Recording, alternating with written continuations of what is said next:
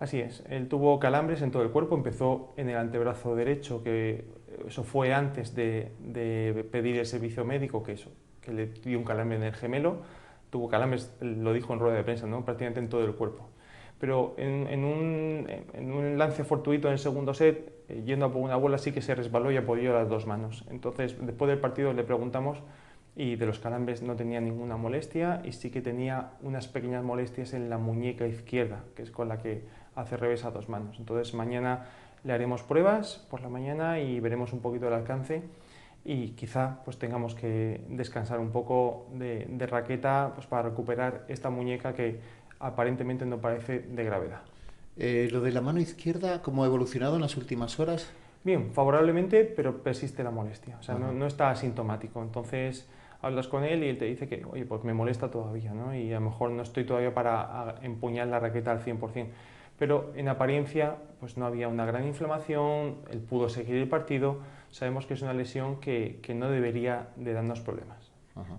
En principio, ¿se va a ir a Wimbledon o todavía es pronto? Sí, Wimbledon en principio se va a ir y hay también algún torneo previo. En principio él está inscrito en Queens, que va a depender de cómo se hagan estas pruebas el decidir si vamos o no a Queens. Pero Wimbledon en principio es 100% Ajá. seguro que vayamos para allá, de momento. Y Queens en duda depende de lo que salga en Eso en es, la línea izquierda. así es. ¿Qué barajas que puede pasar ahí en esa muñeca? Bueno, un proceso inflamatorio, un proceso inflamatorio postraumático que se llama, pues oye, te apoyas, das un golpe y se inflama. Lo que es una reacción del cuerpo totalmente biológica que nos ha pasado a todos. Lo que pasa es que a ese nivel, pues el tener una molestia, yo siempre pongo del 0 al 10, que le moleste un 4, pues no es lo mismo que a lo mejor para mí coger un bolígrafo, ¿no? O mantener una pinza de un quirófano, ¿no? Entonces para él es imprimir mucha fuerza y sí que le puede lastrar su rendimiento. Entonces, en función de cómo esté ese grado de dolor y en función de cómo salgan las pruebas, pues decidiremos si necesitamos descansar un poquito más o podemos empezar ya con el tenis. ¿Y cómo podríamos explicar, doctor, lo de los calambres en un lenguaje que nos pueda entender todo el mundo? En una situación de máximo estrés, el cuerpo reacciona de esa forma como podría haber reaccionado de otra. Así es. Hay dos tipos de calambres y en este caso se sumaron los dos, ¿no? Está el calambre fisiológico, que es el del cuerpo, cuando tenemos desajustes de lo que se llaman electrolitos o sales, lo que es el sodio, el potasio. Como sabemos que los tenistas siempre están comiendo plátano, el plátano lleva mucho potasio. Carlos lleva sus bebidas que llevan sus sales minerales para reponer esos electrolitos. En casos de mucho calor, como el otro día, pues pierdes mucho más electrolitos que en un caso normal, ¿no? Entonces, ese es el calambre fisiológico cuando tienes un desajuste, ¿vale? Hace mucho calor o no has bebido suficiente o no te has alimentado lo suficiente. Y después está el calambre psicológico, ¿no? Donde se suma todo el estrés psicológico que en el tenis es máximo. Hemos tenido ejemplos, yo recuerdo de pequeño ver a Berasategui jugando a la final de Roland Garros con calambres y él tuvo que retirarse súper joven por eso, ¿no? Entonces, al final, hay otra parte que es un estrés mental que te repercute. ¿Y cuando salen esos calambres? Salen sobre todo en relajación. También se hizo muy viral un vídeo de Rafa Nadal en rueda de prensa, donde le dieron Sí. calambres en rueda de prensa, ¿no? Y estaba relajado, no estaba en la pista. Entonces, ¿qué pasó el otro día? Pues Carlos, después de un segundo set de muchísima tensión y mucho desgaste físico, Djokovic pidió un tiempo médico a mitad de set y después se fue al baño, que fueron 7 minutos. Esos 7 minutos son 7 minutos en el que estás sentado, sí que estás bebiendo, pero te estás relajando, ¿no? Entonces, siempre pedimos al tenista, en este caso a Carlos, que se active, ¿no? Que descanse 1 minuto y medio, 2 minutos, pero que enseguida se active. Pero como llevaba mucho desgaste de ese set, que estaba casi ganado, después casi perdido, pues se relajó. Y al volver al set, que empezamos incluso ganando, que ya veíamos un poquito la luz del partido, veíamos que las probabilidades eran muy altas de ganar, pues fue cuando aparecieron los calambres y empezaron en la mano derecha, en el antebrazo, que para un tenista eso es lo peor, porque no tienes la sensación de empuñar bien la raqueta. Y después ya en el 1-1 fue cuando le dio ese calambre en el gemelo y donde ya pues, se perdió ese juego porque necesitaba un tiempo médico y donde ya vimos que los juegos iban cayendo poco a poco del lado del otro porque no tenías sensaciones. O sea, antes de que nosotros viéramos el dolor en el gemelo y cuando se para, vosotros ya sabíais que tenía Sí. problemas en la mano izquierda. Sí, de hecho ya Juanjo Moreno, que es el fisioterapeuta, y yo ya estuvimos preparándole una bebida extra de reposición de electrolitos, ¿vale? Que se la dimos a un recojo pelotas para que se la hiciese llegar en el 1-0 del tercer set. Entonces ya él nos miraba como diciendo, esto no va bien, esto va a regular. Y el mensaje que le di yo después a Carlos es decir, oye Carlos, aguanta lo que puedas porque los calambres suben y después bajan. Al final los calambres se quitan, no es una lesión como tal. Y así fue, pero claro, en el tenis no es como otro deporte que puedes cambiarte por otro jugador o descansar. Aquí cada minuto estás perdiendo un juego, ¿no? Porque al final veíamos que él no se podía desplazar. Y ya terminó el partido sin calambres, pero no tenía esas sensaciones, de esa chispa de velocidad que necesitas para jugar contra Novak Djokovic una semifinal de Roland Garros. Y al final pues se intentó, pero no se pudo. Hablamos de dos vectores, un cansancio físico, otro cansancio mental. No sé si a partir de ahora y con lo que ha sucedido vais a variar en algo o se puede variar en algo las rutinas previas a los partidos para que Carlos consiga llegar un poquito más aislado a ese tipo de presiones. A ver, sí, todo sirve para mejorar, tanto para Carlos como para el resto del equipo.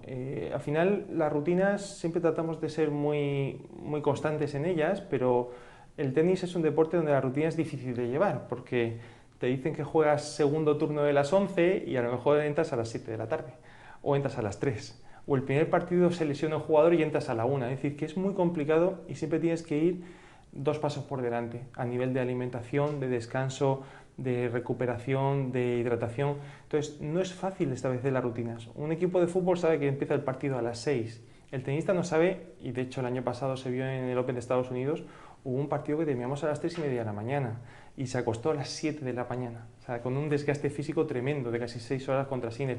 Es decir, es muy complicado establecer rutinas estrictas.